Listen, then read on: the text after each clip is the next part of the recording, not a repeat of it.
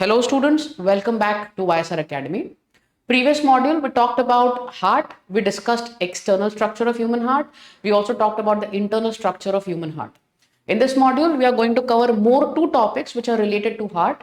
One being we are talking about the conducting system of human heart. The second topic is going to discussing about cardiac cycle. Now, let's quickly start with the first topic of the conducting system of the human heart. Now, what exactly is conducting? Students understand this. Conducting का मतलब क्या है? मैंने last module में तुमको ये बताया कि ब्लड कहाँ से फ्लो हो रहा है, कहाँ पे जा रहा है, कैसे जा रहा है, बट ये खुद ब खुद थोड़ी ना फ्लो हो रहा है. Which means that there is some mechanism which is involved, which is allowing the blood to flow, isn't it? That mechanism by which the blood can flow from one chamber to another and from another chamber to different organs or the tissues of the body is nothing but the conducting system, जो कि heart के अंदर present होता है. ठीक है, अभी conducting system को जानने से पहले ये समझ लेना बहुत जरूरी है कि भाई हमारा जो ह्यूमन हार्ट होता है, okay, when we talk about human heart, particularly जब ह्यूमन हार्ट के बारे में बात करते हैं, human heart is myogenic. Myogenic. Students, what do we mean by myogenic? Myogenic is where the heartbeat, okay, where the heartbeat is generated by heart muscles. जहां पे heart खुद अपने हार्ट के बीट को जनरेट करता है, जो आपको धक धक आवाज जो आता है वो खुद हार्ट ही जनरेट कर रहा है.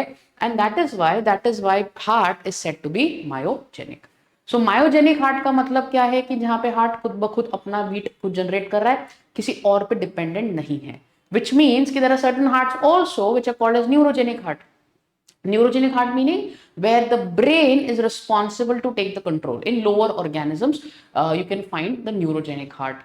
Myogenic heart is a bit more complex because it involves different complex nodal pathways which will ensure that the beating of the heart is very precise and allows the movement of the blood from one chamber to another.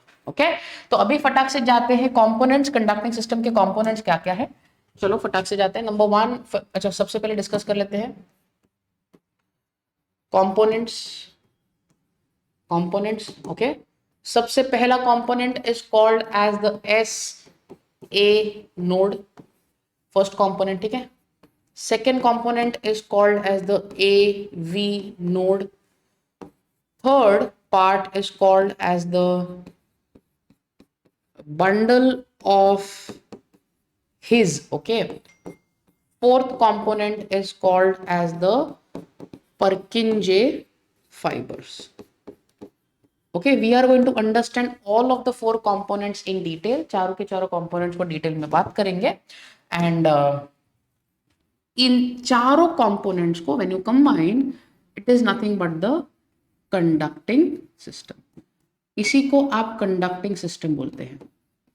ठीक है, समझ में आ रहा है यहाँ तक? Individually हर एक सिस्टम्स को हम लोग बात करते हैं, इंडिविजुअली हर एक सिस्टम को बात करते हैं फटाक से. चलो quickly jumping on, the very first is SA node. ठीक है, SA node. Now students, what is SA node? SA node जो होता है, SA node, it is also called as pacemaker of the heart. ठीक है, it is the pacemaker of the heart. Pacemaker of the heart, which what do you mean by that? Pacemaker का मतलब it is going to generate the heartbeat. इसके बारे में बात करते हैं. दूसरा भी इसका नाम है, SA node को आप ये भी बोलते हो, it is called as sinoatrial node. Okay, sinoatrial node. क्या फंक्शन होता है पता है इसका? ये हार्ट रेट को जनरेट करता है, हार्ट बीट को जनरेट करता है. Which means it generates the heart beat. Okay, this heartbeat can be on an average 72 beats per minute, but definitely इससे ज्यादा भी जा सकता है. सो हार्ट के पास स्पेसिफिक खुद का टिश्यू है, उस टिश्यू का नाम is this is sinoatrial node. क्या करता है भाई? हार्ट रेट को जनरेट करता है. Where is it located?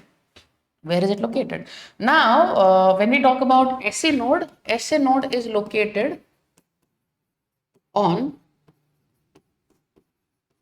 upper right corner of right atrium.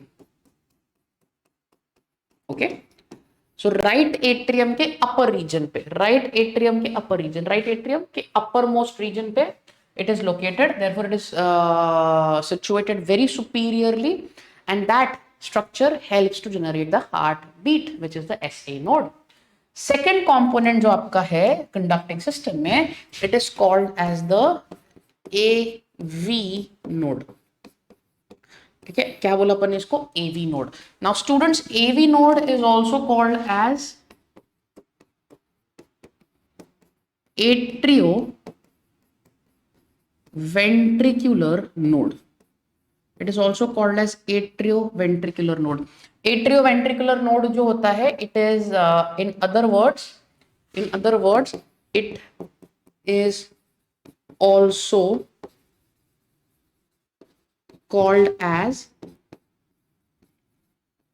pace setter, okay, of the heart. ये आप आपके एग्जाम में एक्सपेक्ट कर सकते हैं, बिकॉज एसए नोड को क्या बोला आपने, पेस मेकर, ठीक है, और एवी नोड को क्या बोला आपने, AV node is called as the pace setter of the heart. यहां तक समझ में आ रहा है. अभी इन दोनों के बीच में पेस सेटर मतलब क्या, जो ना it will receive the wave of impulse meaning current. Okay, it is going to receive the wave of impulse from the SA node. SA node generates the current. See, heart beat होगा कैसे, muscle है, muscle को आप थोड़े से flickers हो गए current के, तो इट विल कॉन्ट्रैक्ट और रिलैक्स, विच मीन्स कि SA ने वो चीज जनरेट किया, पास किसको कर दिया, पास कर दिया है AV नोड को. तो AV क्या करता है, AV is going to receive the impulse from SA node. It is going to receive the impulse from the SA node. ठीक है, बट ये रिसीव कैसे करता है, सो इनके बीच में between the SA and AV, सुनना जरा, ठीक है, SA और AV के बीच में you have certain group of fibers. You have specific group of fibers, and these fibers are called as internodal pathway. Okay, it is called as the internodal pathway. बहुत important है ये. This internodal pathway, this is this, ये एक इधर है, एक इधर है, एक इधर है, ऐसा. This is internodal pathway. इस pathway के जरिए AV SA से जो करंट आया है वो रिसीव करेगा. SA अपना इम्पल्स बाजू वाले एट्रियम को भी देगा, ताकि एट्रियम फटाक से कॉन्ट्रैक्ट हो पाए.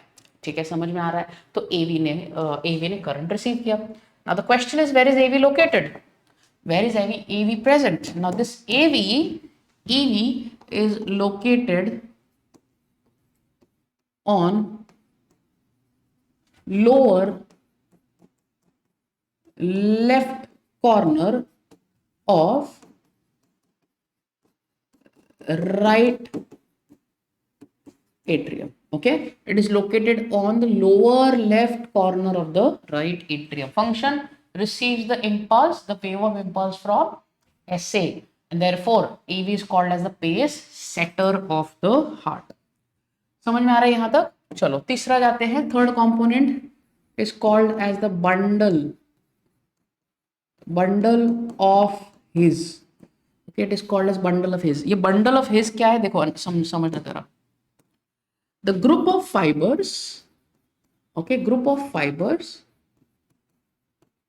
which is also, अभी ये group of fiber जो है, ये group of fibers, they are formed from atrioventricular node. atrioventricular node की वजह से आपको ये मिल गया. Can you see bundle of His? Okay, ये bundle of His AV node की वजह से बन गया. This bundle of His is going to divide into right and left bundle branch. Okay, it is going to divide into right and the left bundle branch. Right and left bundle branch meaning something like this. Just a second. ये यहाँ पे देख पा रहे हो, ये division ऐसा और ये डिवीजन ऐसा, तो ऐसा ये डिवाइड हो जा रहा है। फंक्शन क्या रहेगा, एवी ने जो इम्पल्स दिया, okay, it carries the AV impulse to the ventricles, okay. Ventricles तक इम्पल्स को पुश करने का काम आपका बंडल ऑफ हिज करता है। सो एवी ने आया, एवी ने रिसीव किया, एवी ने दे दिया बंडल ऑफ हिज को, बंडल ऑफ हिज ने उसको रिसीव किया है, ठीक है। बंडल ऑफ हिज क्या करेगा पता है अभी, bundle of His fourth component को दे देगा, which is called as the Purkinje fiber. the fourth component is nothing but the Purkinje fiber. Purkinje fiber क्या कर रहा है, Purkinje fiber क्या कर रहा है, Purkinje fiber is going to pass the impulse, it is going to pass the impulse to the myocardium of the heart. मैंने तुमको बताया था प्रीवियस मॉड्यूल में, मायोकार्डियम क्या था, बहुत मिडल मोस्ट लेयर है, कॉन्ट्रैक्शन एंड रिलैक्सेशन के लिए बहुत इंपॉर्टेंट है। तो वही काम यहाँ पे कर रहा है। Purkinje fibre will take that impulse and go to the myocardium. Sir myocardium में जा क्यों रहा है भैया, मायोकार्डियम वेंट्रिकल्स का पार्ट है, और यही मायोकार्डियम में जब ये भाई चला जाएगा तो इम्पल्स की वजह से your ventricles will undergo contraction. तो एट्रियम भी कॉन्ट्रैक्ट कर दिया, वेंट्रिकल्स भी कॉन्ट्रैक्ट कर दिया। अगर किसी ने पूछा फ्लो बताइए, तो फ्लो सिंपल है, सबसे पहला ऐसे साइनो एट्रियल नोड, फिर एट्रियो वेंट्रिकुलर नोड, फिर किसी ने पूछा तो बोलने का बंडल ऑफ हिज, एंड फिर then you have Purkinje fibre. This is the sequence of the conducting system of human heart. Simple, easy to understand. हमेशा याद रखना, चार कंपोनेंट्स रहेंगे, चारों कंपोनेंट्स मिलकर हार्ट को कॉन्ट्रैक्ट करते हैं, फिर रिलैक्स करते हैं, कॉन्ट्रैक्ट करते हैं, फिर अगेन रिलैक्स कर देते हैं। समझ में आ रहा है क्या बोल रहा हूँ? इसी का अभी एक बार अगर मान लो हार्ट कॉन्ट्रैक्ट कर रहा है, रिलैक्स कर रहा है, तो ब्लड का भी तो मूवमेंट होना चाहिए। और ब्लड का मूवमेंट किस तरीके से हो रहा है, हार्ट के अंदर रिदम कैसे बन रहा है, कैसे फॉर्म हो रहा है, उस चीज को जानने के लिए we are jumping to the next part. Next part is nothing but the cardiac cycle. ठीक है, चलो फटाक से will jump on to the cardiac cycle, move on to cardiac cycle. Students अभी ना कार्डियक साइकिल जरा समझना होता क्या है। See understand what I am trying to से।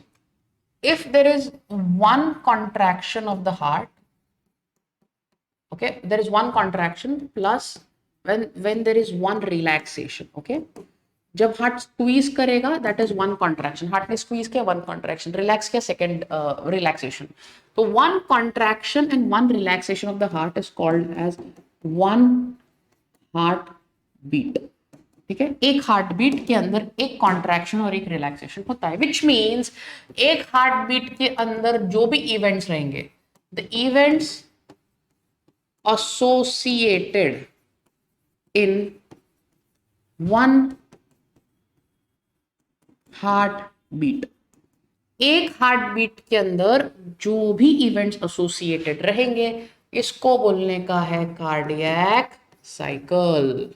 ठीक है स्टूडेंट्स, और यही कार्डियक साइकिल जो होता है, this cardiac cycle is for approximately 0.8 seconds, which means एक सेकेंड के अंदर अंदर कम टाइम में ही हार्ट बीट कर जाता है। समझ में आ रहा है? 0.8 seconds is the time required for the heart to beat.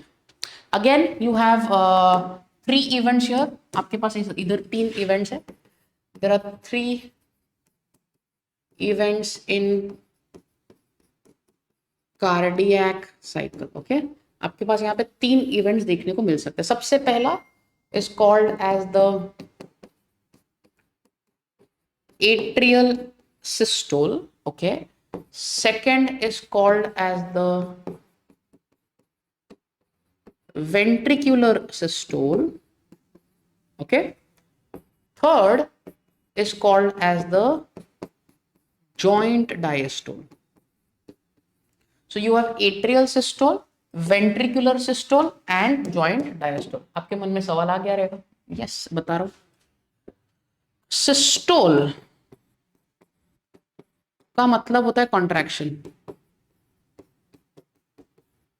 Systole का मतलब है कॉन्ट्रैक्शन, ठीक है, एंड डायोस्टोल का मतलब है रिलैक्सेशन। याद रखना है।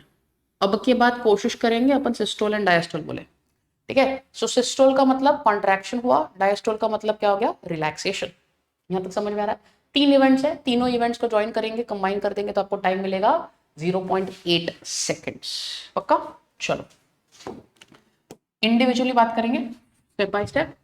सबसे पहला एट्रियल सिस्टोल, ठीक है, एट्रियल सिस्टोल। एट्रियल सिस्टोल मतलब क्या, एट्रियल सिस्टोल भी पता है, कॉन्ट्रैक्शन मतलब जहां पे right atrium and left atrium will undergo contraction. But ये कॉन्ट्रैक्शन हुआ कैसे, सुनना जरा। राइट एट्रियम के पास डीऑक्सीजनेटेड ब्लड आया from SVC, IVC and CV, बरोबर। लेफ्ट एट्रियम के अंदर ऑक्सीजनेटेड ब्लड आया थ्रू पल्मोनरी वेन्स।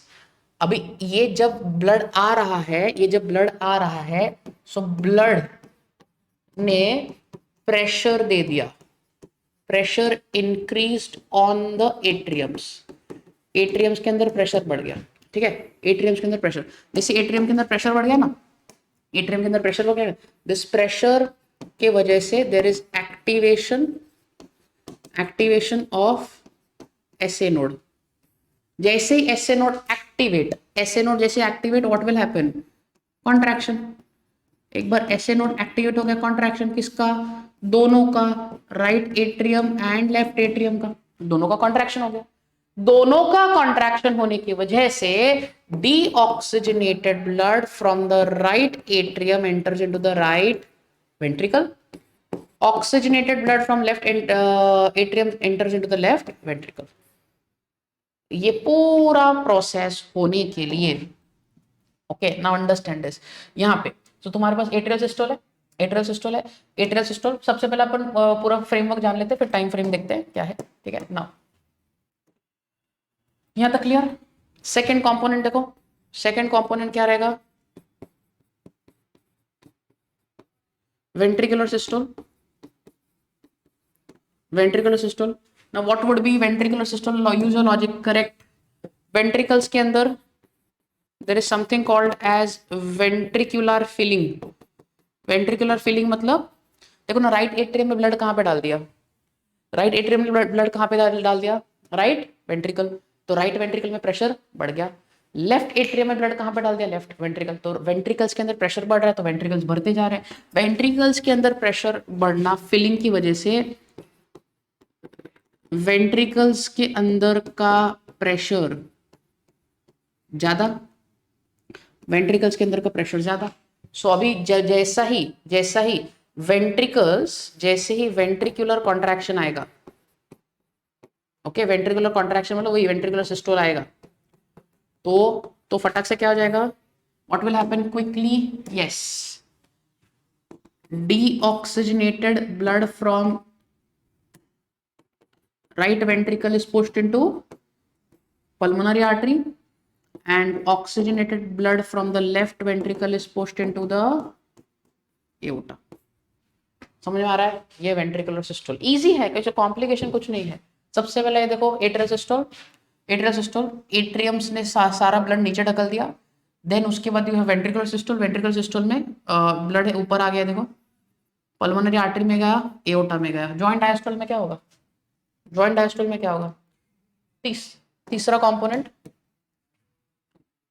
तीसरा component is joint diastole. Now what is joint diastole? Joint diastole is when the heart undergoes complete relaxation। Okay, when the heart undergoes complete relaxation, जब complete relaxation हो जाता है heart का, that is called a joint diastole। Now joint diastole जो है जहां पे atrium and ventricles, okay, atriums and ventricles both will relax, both will relax. ठीक है, समझ में आ रहा है यहाँ तक? इसका एट्रियल सिस्टोल का time frame 0.1 seconds. Okay, this atrial diastole का ventricular systole का time frame will be 0.3 seconds and joint diastole is 0.4 seconds. समझ में आ रहा है? जब atrial systole अगर 0.1 seconds का है which means atrial diastole 0.7 seconds का होगा. अगर ventricular systole 0.3 seconds का है तो वेंट्रिकुलर डायस्टोल 0.5 सेकेंड्स का होगा. ये जो वैल्यूज मैंने दिए हैं आप इतने याद रख लीजिए, इतने याद रख लीजिए. जब हार्ट रिलैक्स करेगा वापस हार्ट जॉइंट डायस्टोल में गया, जॉइंट डायस्टोल में गया. Now what will happen? Atrium, देखो जरा लॉजिक लगाइए, एट्रियम्स के अंदर pressure come, okay, but blood vessels जो सराउंडिंग ब्लड वेसल्स है वहां पे तो ऑलरेडी ब्लड है, वहां पे तो ऑलरेडी ब्लड है, विच मीन्स वहां पे प्रेशर ज्यादा. सो फ्लूइड क्या करेगा? फ्लूइड क्या करेगा? हाई प्रेशर से लो प्रेशर मूवमेंट करेगा. वापस एट्रियम भर गया, वापस एट्रियम भर गया. एट्रियम भरेगा तो वापस क्या हो जाएगा? Atrial systole. Atrial systole, atrial systole के बाद फिर वापस क्या? वेंट्रिकुलर सिस्टोल, पुशिंग किया ब्लड का, वेंट्रिकुलर सिस्टोल हो गया. फिर फाइनली क्या भैया? फिर फाइनली आएगा आपका जॉइंट डायस्टोल वापस से. समझ में आ रहा है? Are you understanding this? More important, most important. Clear? This is what is cardiac cycle. Cardiac cycle बहुत इंपॉर्टेंट है. इसके अलावा और एक चीज मैं यहाँ पे आपको डिस्कस करवा देता हूँ विच is your cardiac output. Cardiac output. Now सुनना, what is cardiac output? Understand this.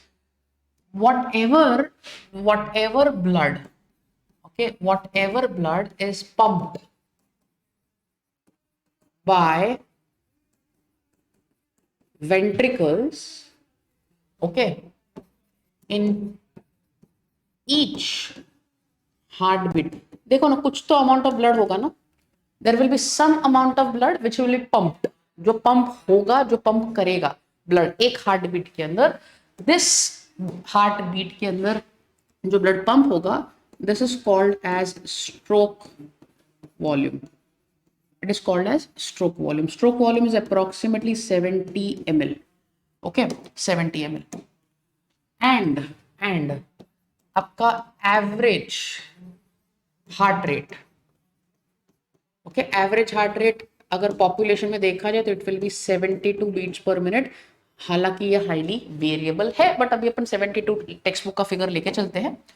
तो मतलब अगर मान लो कि मुझे कार्डियक आउटपुट फाइंड करना है, कार्डियक आउटपुट मतलब हार्ट तुम्हारा कितना एफिशिएंट है, ठीक है. सो मान लो अगर मुझे कार्डियक आउटपुट फाइंड करना है, so it is heart rate into stroke volume. समझे आप? तो हार्ट रेट क्या आया भैया? 72. स्ट्रोक वॉल्यूम क्या आया? 70. Therefore cardiac output would be 5040 ml. ये आपका कार्डियक आउटपुट, मतलब एक मिनट के अंदर आपका हार्ट तकरीबन अप्रोक्सीमेटली 5 लीटर ब्लड को पुश कर देता है. एक बीट में 70 ml का स्ट्रोक वॉल्यूम है, एक मिनट के अंदर approximately 5 litres of blood is pumped out. Very very significant students. And इसी को लेकर बहुत सारे फैक्टर्स डिपेंड करते हैं, हार्ट कैसा है, हेल्थ क्या है, वगैरह वगैरह. और एक इंपॉर्टेंट पार्ट जो हार्ट के एक्टिविटी से लेकर है which is called as regulation of cardiac activity. Okay, regulation of cardiac activity. Regulation of cardiac activity meaning heart, देखो हार्ट खुद मायोजेनिक है ना, मैंने बता दिया मायोजेनिक है, मतलब वो हार्ट बीट के लिए तो ब्रेन के ऊपर डिपेंडेंट नहीं, बट रिदम के लिए फास्ट स्लो वो सारी चीजें, ठीक है. सो नाउ जो हार्ट का जो सेंटर है, ओके, हार्ट का जो सेंटर है, it is located in the region of the brain called as medulla oblongata. ठीक है, अभी के लिए जान लीजिए भाई ये एक ब्रेन का पार्ट है. आने वाले चैप्टर में अपन इसके बारे में भी डिस्कस कर लेंगे. अभी के लिए समझ लीजिए कि हार्ट का एक सेंटर है मेड्यूला में, और मेड्यूला एक ब्रेन का पार्ट है. ठीक है, एंड ऑल्सो हार्ट का जो रेट होता है, रेट हार्ट का जो रेट होता है, ये जो हार्ट का रेट होता है that is controlled by your type of nervous system which is called as ANS. ANS stands for autonomic nervous system. It is called as autonomic nervous system. Okay, एक type का nervous system है.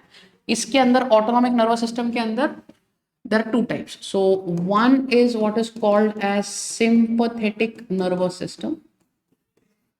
Sympathetic nervous system, sympathetic nervous system में आपके पास hormone हो सकता है, से for example adrenaline. Adrenaline एक हार्मोन है.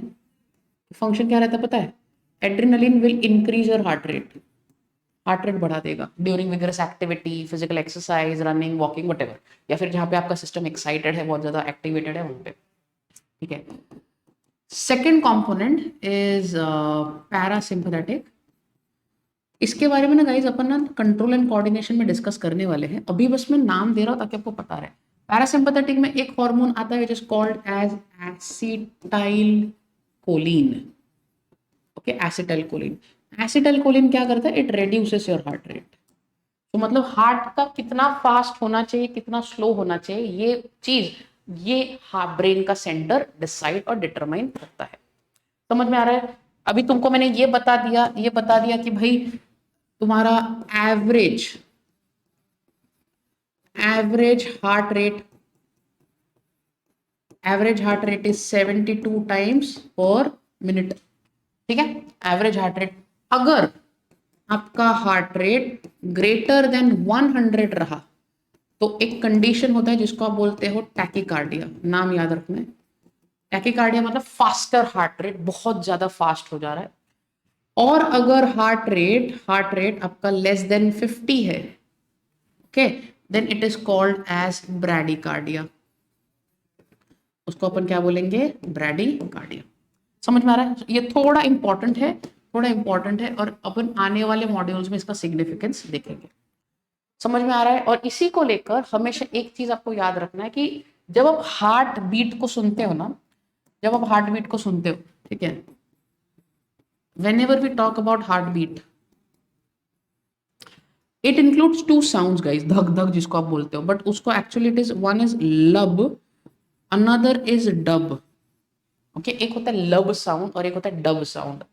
ये जो लब साउंड होता है, this is due to closure of AV valves. AV valves मतलब ये ट्राइकस्पिड एंड बाइकस्पिड वाल्व. और जो डब होता है, dub, it is due to closure of semilunar valves.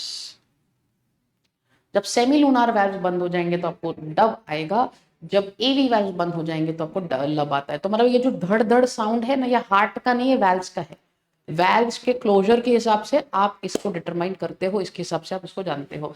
That is the heart rate और heartbeat for you. Are you understanding what I am trying to say? Clear है यहाँ तक? So basic जितना आपको पता होना चाहिए उतना मैंने आपको यहाँ पे बता दिया है स्टूडेंट्स. ओके, नाउ एक लास्ट टॉपिक इस मॉड्यूल का जो कि बहुत इंपॉर्टेंट है, which is your blood vessels. Okay, blood vessels. Now see understand this. Blood vessels के बारे में एक चीज जानना बहुत जरूरी है. हमारे बॉडी में there are 3 types of blood vessels. ठीक है, तो पहले जान लेते हैं फटाक से. इजी है ये टॉपिक, ब्लड वेसल्स. ठीक है, blood vessels. Majorly, we have 3 different types of blood vessels. Okay, so you have 3 types of blood vessels. कौन से हैं? सबसे पहला you have artery, then you have vein, then you have capillary. ठीक है, artery, vein and capillary. फटक से पहला वाला टॉपिक देख लेते हैं. पहला वाला topic which is your artery. अभी look at this is artery, this is vein. ये ना मैंने जो सेक्शन यहाँ पे लिया दैट इज टीएस का मतलब ऐसा कट किया, ट्रांसवर्स. ठीक है, now it is made up of 3 layers. सबसे पहला outer most layer is called as tunica externa.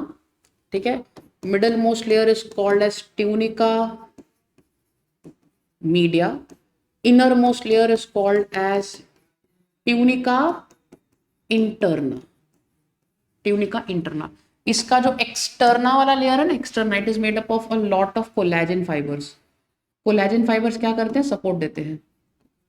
Collagen fibres are going to provide support, and ये जो मीडिया होता है ना, media, it is elastic. Elastic क्यों? वेसल्स को डायलेट एंड कॉन्ट्रैक्ट करने में हेल्प करता है। सो कॉन्ट्रैक्शन एंड डायलेशन, इसका साइज कम ज्यादा करने में बहुत हेल्प करता है, therefore it is elastic. And interna is also called as endothelium. Squamous epithelium से बना है, फ्लैट सेल्स होते हैं, इसको आप एंडोथेलियम भी बोलते हो। समझा? आर्टरीज के बारे में बेसिक अगर आप इसका डेफिनेशन जानेंगे, आर्टरीज जो होती है ना, arteries they carry oxygenated blood. Okay, generally arteries आपको दिखेंगे ऑक्सीजनेटेड ब्लड कैरी करते हुए, बट यस, अभी आपके मन में डाउट आएगा, नहीं सर एक जगह पे प्रॉब्लम है। यस ना, देयर आर सर्टेन एक्सेप्शंस, कुछ जगह पे एक्सेप्शन है, जैसे फॉर एग्जांपल कोई बता सकता है? बरोबर, the exception is the pulmonary artery. क्यों सर पल्मोनरी आर्टरी? उस पल्मोनरी आर्टरी क्या करता है? It carries deoxygenated blood. समझा? इसके वजह से क्या हो जाता है? This becomes an exception. पक्का? Are you understanding? उसके अलावा आर्टरीज जो होती है ना, arteries they are deeply situated.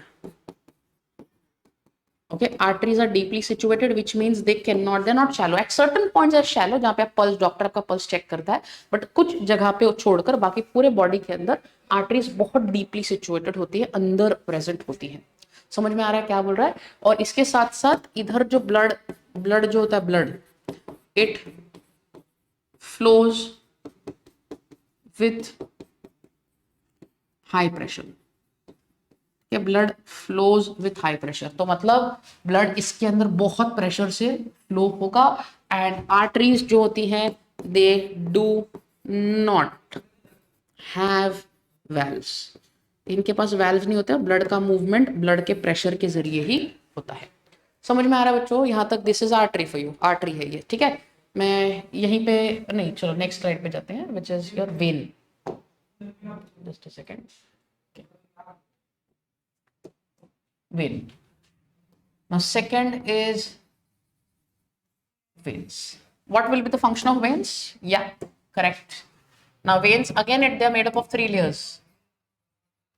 3 layers same. वापस लिख रहा हूं, tunica externa, tunica externa, then you have tunica media, then you have tunica interna. बस फर्क सिर्फ इतना है कि वेन्स के अंदर ट्यूनिका मीडिया जो है, tunica media, it is thin, look at it. Arteries के अंदर ट्यूनिका मीडिया काफी थिक है, देखिए काफी थिक है, बट वेन्स के अंदर आप देखेंगे तो ट्यूनिका मीडिया जो है काफी ज्यादा थिन है, पतला है। समझ में आ रहा है यहाँ तक? तो ट्यूनिका मीडिया इज थिन। साथ ही साथ बेसिक अगर डिफाइन करना रहा तो what will you define? Veins they carry deoxygenated blood, ठीक है, they carry deoxygenated blood. Yes, exception is there, यहाँ पे देयर इज वन एक्सेप्शन, यहाँ पे एक एक्सेप्शन है, कोई बता सकता है? Perfect, exception is pulmonary vein. क्यों? तो पल्मोनरी वेन क्या करता है? इट कैरीज ऑक्सीजनेटेड ब्लड, ये ऑक्सीजनेटेड ब्लड को कैरी करता है। समझ में आ रहा है क्या बोल रहा हूं? इसके अंदर veins will have valves, veins के पास वेल्व्स होते हैं।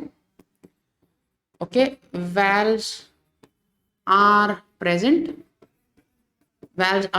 एंड जो ब्लड होता है, blood it flows in low pressure, pressure कम है, एंड आपके जो वेन्स होते हैं, these superficial. What do you mean by superficial? Superficial मतलब they are located on the surface पे प्रेजेंट है। समझ में आ रहा है क्या बोल रहा हूँ? So these are artery and vein exact. ये कंपेयर एंड कॉन्ट्रास्ट में आ सकता है, डिस्टिंग्विश के बीच में आ सकता है, आपको ये बात करने के लिए बहुत इंपॉर्टेंट है। ठीक है। थर्ड वेसल के बारे में बात करें। Third vessel is a capillary. Capillary क्या खास बात है पता है कैपिलरी का? कैपिलरी जो होता है it is thinnest and carries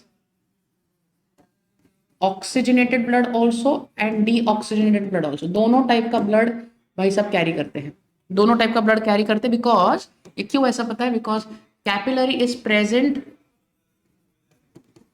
इन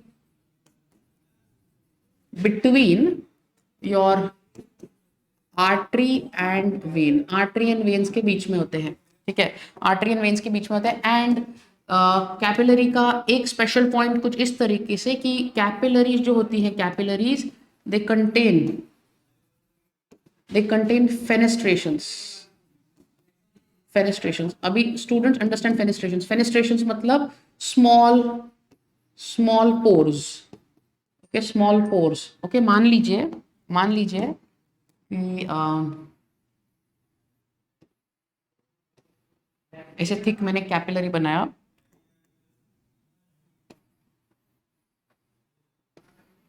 तो इसके अंदर ना यहाँ पे आपको ना पोर्स देखने को मिलते हैं ऐसा। पोर्स क्या करते हैं? इजी मूवमेंट, यहाँ से कोई चीज इधर जानी है तो जा सकती है, यहाँ से कोई चीज इधर जानी है जा सकती है, मूवमेंट करने में बहुत आता है।